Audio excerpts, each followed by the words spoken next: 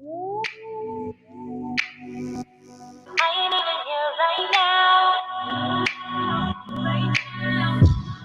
ain't even here right now. Looking at what's going on in the city of San Antonio. It's Maddy Skyeline. Yeah, it's Maddy Skyeline.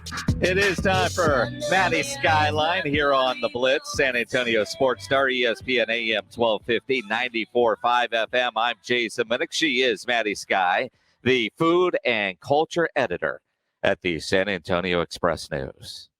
Yes, that is me. That is you. I'm glad you're here. I saw you post the other day. I thought you were on some tropical island. I'm not even sure where Playa, blah, blah, blah, blah, blah is. Where is that? Is that Costa Rica? Puerto Rico? Costa Rica. Yeah, that's Costa Rica? Playa Is that one of Matapalo. Matapalo. There you go. Playa Matapalo.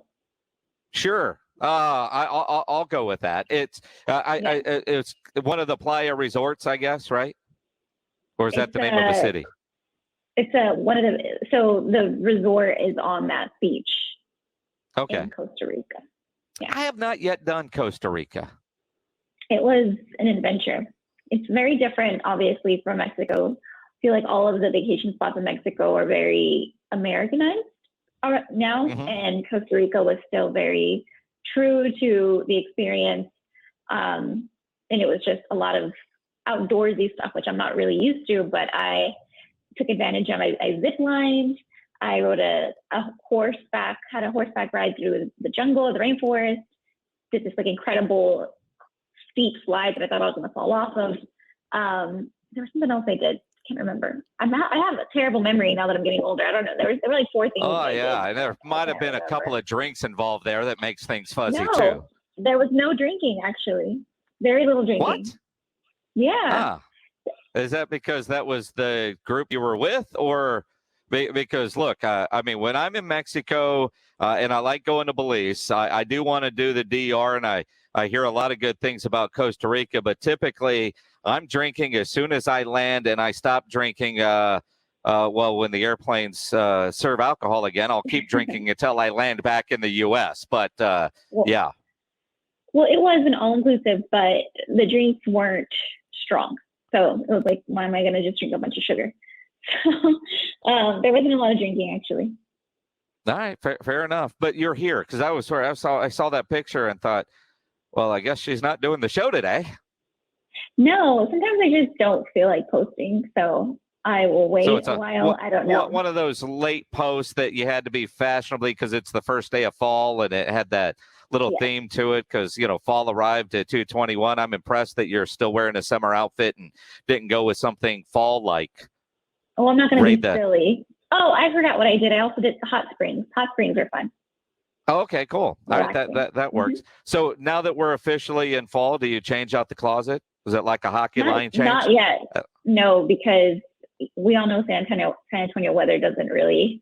It isn't a linear model. It'll be very cool, and then tomorrow it could very well likely be 105 degrees. So I'm not waiting. I'm gonna wait. Yeah, well, I mean, the fact that they said that we've got a cold front, I'm like, what? It's 86. I'm fine. Yeah, so I'm not going to change the clothes out yet. Probably not until like December. Till December? You'll wait that long? Mm-hmm. All right. We'll see. I mean, I know it's there. It's just ready to rotate through. Maddy Skye from the Express News here on the Blitz. Lots going on this week in the food world, but let's start in the sports world. You've got a couple of Spurs stories, one involving Danny Green and a tattoo. Now, you'll tell us about the tattoo, but when did he get this? Was it before or after the ridiculous wedding that he just had? I want to say it was after, because unless he's like me and waits to post like months later or weeks later, I'm pretty sure it was after, because he just recently posted a photo of himself in the tattoo chair getting his new ink. And this new tattoo, San Antonio shouldn't feel too special because he does have tattoos to recognize all of his 3 championships. So he has one for the Lakers, Toronto, and he has San Antonio one. And I want to say he got that one last, so maybe it don't feel too special. Or maybe he saved the best for last. I don't know. But it's very San Antonio. I think all that's missing is like a taco or some type of like Alamo reference, but it has the Texas has a state flag in the shape of a Texas shape. And then it has a singular North Star Mall boot, and inside has the Larry O'Brien trophy. And then it has the actual Spurs logo situated on the boot as a Spur would be. And then it's framed with the 2014 numbers on top. So I don't know where it's at on his body, but he has it. See, and I follow Danny Green. I must have missed that post, and you just answered the question. Where is it? I'm not sure. Because probably on his arm. Well, I mean, I would hope, but I mean, this guy doesn't have a lot of blank canvas to work with, if you know what I mean. I just want to know wherever he goes, puts on that jersey, is it going to be very visible? Remember, like Marco Bellinelli, like seconds after winning the title, got that thing, the Larry O'Brien tattooed on his arm, and it's there forever. But no matter what he's wearing, you're going to see it. Right. So I can't answer that one for you. Don't know where it's at. Have to play a game of I Spy the next time he's in his jersey. There you go. All right. Now, anytime you get to talk about Manu, I know that makes you a happy person. Manu's in the news. You got to write about Manu this week. Yes, my favorite. Yeah. He is joining a venture capitalist firm that I'm pretty sure is Argentina-based, at least all the founders are, and they have a focus in Latin America. They have already invested in startups in Brazil, Argentina, and Mexico. The funny thing I found out about this is when I was clicking on the website, I think it's really funny that they have this like stock video that plays on top. It's a really nice website, has all the team members' names there and their bios and all that good stuff. But on the landing page, it has this stock video, and it has like, I think like, a zoomed in close up of an eye, and then like people co-working. And then there's like a random downtown San Antonio shot that I don't think it was intentional. I think it was just part of like whatever package they chose to put up there. Which I thought was just cool. Like there's two San Antonio ties there.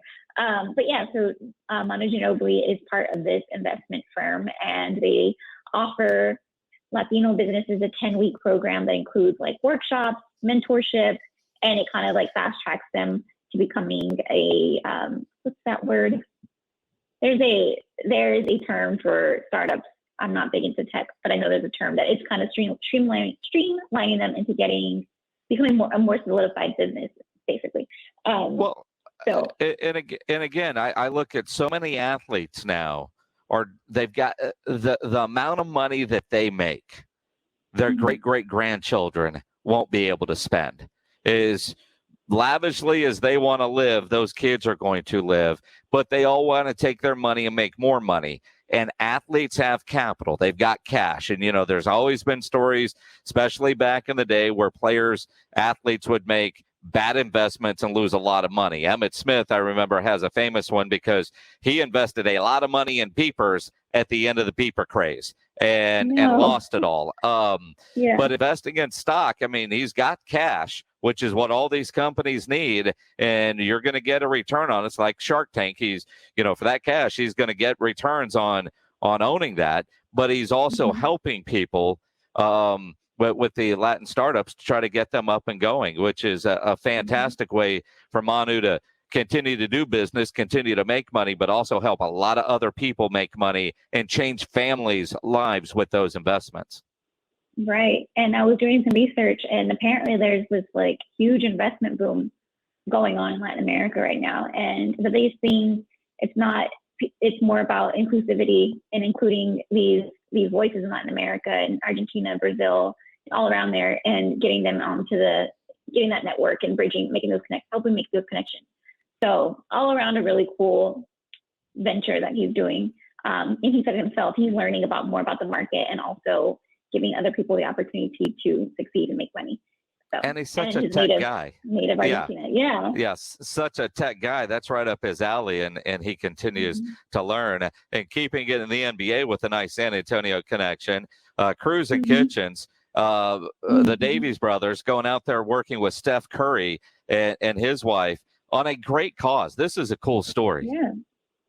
So Cruz and Kitchens, as you mentioned, headed by Cameron Davies, had a connection to the Currys, and the Currys are looking for a multi-use resource bus that could provide a place for kids to get a nutritious meal, a safe space to play, and check out a book, do some learning. So the Davies knew their CEO of their new foundation, Eat, Learn, Play, and they made that connection. He showed them the website, and they got this bus literally rolling. And I kind of like to think of Davies as like cool Pimp My Ride. Like it has everything that they wanted and needed. It's like this multicolored big burst of color. It has a hoop, a basketball hoop that you can bring out so people can play. There's a food service area to hand out meals, and there's also like a mobile library attached to it, and it has a deck on top that can be used for like community events.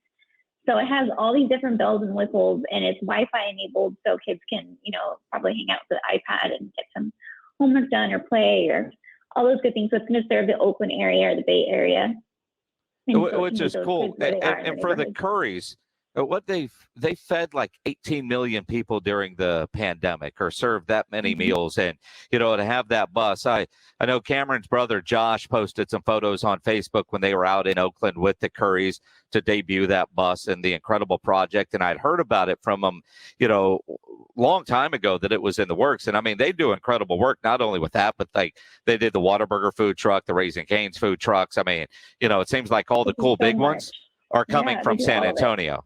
Yeah. It's if you great. just look through their portfolio, it's like, I'm so proud of them. They have everybody that you can think of as their clientele. Gordon Ramsay, it's amazing. Yeah, it really is. They're doing good stuff. Now, Maddy, there's the food and culture editor part. I don't know about culture, but I do know about food. You got some good food, restaurant type places that are opening or reopening or relocating. There's a lot going on the San Antonio food scene. There are a lot of shakeups. So we have the Jerk Shack moving to like the Alamo Ranch area. They were formerly like more on the inner west side. Now they're moving to the Alamo Ranch area. They're having a whole new build there, and they're also going to open up at Hemisphere, but that's to come. And we also have Olla Express opening inside Los Patios. And the cool thing about that area, I don't know if you've been to check out like Comfort Cafe or any of the other restaurants there, Naco Mexican Eatery is also opening there, so it's Gunslingers. But you don't really feel like you're in San Antonio. You kind of feel like you're out in the hill country because it's like this wooden enclave, described as a wooden oasis. So if you're Comfort Cafe, I've eaten there when it was like really rainy outside, and you got that really nice, relaxed feeling while you're getting brunch. But I can only imagine how great it will be to go get coffee and just like snuggle up with a coffee, and you just look out and you're surrounded by woods. Am I right? Like that is the ideal situation, especially now with the fall months rolling in. So pretty exciting. And we also have I'm glad that you mentioned the wooden oasis, because when I saw that on Twitter, I was like, where is that? What is that? I mean, you got to click the story and read, which is the point, but I was like, what is the wooden oasis? Is this a new thing that I had no idea that was like an area or even a name? So if somebody says the wooden oasis to be from San Antonio, is that something that we need to learn? Like if I say Stone Oak, I know what you're talking about. You say, Alamo Ranch, I know what area you're talking about. You say Southtown, I know exactly. Is the wooden oasis going to become that? I hope so. I mean, if you go in there, you'll realize what I'm talking about. It's not secluded, but it's kind of like a hidden gem, and it's becoming a lot more active because they're bringing in all these San Antonio restaurants and businesses. So we can expect a lot more going on there. I think they are, like I said, Comfort Cafe is a huge one. If you haven't been there, you need to. I haven't been there yet. I always say I'm going to go, and now we're football season, so my Saturdays and Sundays, I'm not going anywhere for brunch but the couch. Oh, gosh. Well, they are also open on Thursdays and Fridays, too, so you can go then. All right. Fair enough. But we also have Cullum's Attaboy reemerging. So it used to be a Airstream type of business. It's a sister restaurant of Cullum's Attagirl, but they're about to open where the old NOLA was on Kings Court by St. Mary Street. So, and they're going to be really focused on preserving San Antonio culture and history, and also serving yummy smash style burgers. They're going to have something called a champagne breakfast, which is essentially brunch, but it's going to be no frills, nice, simple stuff, steak and eggs, good stuff. Good stuff. What do you got planned this weekend? This week, I think there's a brunch festival going on. Talking about brunch, there's a brunch festival going on. I might stop by there. So you might stop. You're not judging this thing? If No, there's I'm a not judging brunch with you. festival and they need a judge, they need the food and culture editor from the Express News, Right? who's judged many a brunches. It's not a real Right. festival if you're not judging. Right. Sometimes unofficially, I'm just always judging, but no, I Not actually, unofficially. if I get to go, I'm able to enjoy it and not make any hard decisions. So that's cool too. The hardest decision is, what do you want to eat? Right. That's all I need for the weekend. That. That's it. Follow her on Twitter. Keep up with everything going on in San Antonio. Maddy Skye from the San Antonio Express News, the food and culture editor. Appreciate all the insight. Enjoy this cold front. Yeah, cold front. Yeah, exactly. We'll see you later.